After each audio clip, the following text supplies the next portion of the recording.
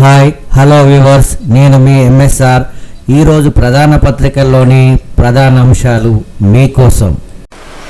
అఖండ Congress, India కూటమి ప్రక్షాళన దిశగా అడుగులు. కాంగ్రెస్లోకి ప్రాంతీయ పార్టీలు సొంత గూటికి చేరాలనే ఆలోచన చుట్టూ చర్యలు. టీఎంసీతో పాటు ఎన్సీపీ విలీనం వైపు చూపులు. మోడీని తట్టుకునేలా విపక్ష కూటమి వ్యూహం. పొత్తు కాదు విలీనమే ఉంటుంది. నానా పటోలే మంచి ప్రతిపాదన, చూద్దాం. సుప్రియా సూలే, చిన్న పార్టీలు కాంగ్రెస్లో విలీనం కావాలి.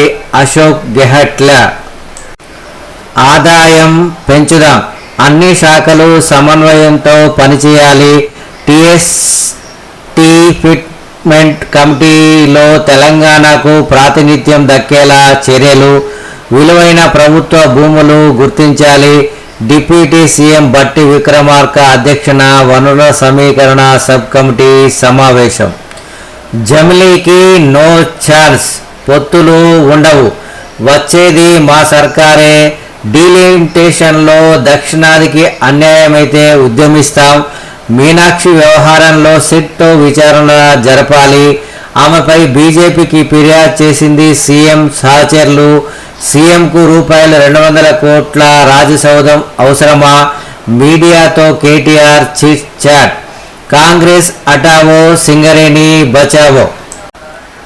నాడు సిరుల గని, నేడు స్కాముల గని. పీపీఏ లేకుండానే జైపూర్ ప్లాంట్ 40 లక్షల టన్నుల బొగ్గు మాయం. కమిషన్ల కోసమే సింగరేణికి సోలార్. బీఆర్ఎస్ అధికారంలోకి రావడం ఖాయం.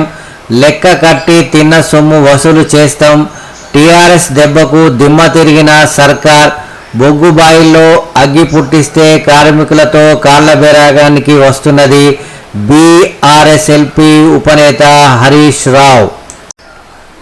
25,000 కోట్లు రీషెడ్యూల్ ప్లీజ్. అప్పుల భారాన్ని తగ్గించుకునే ప్రయత్నంలో రాష్ట్ర ప్రభుత్వం కేంద్రానికి ప్రతిపాదనలు.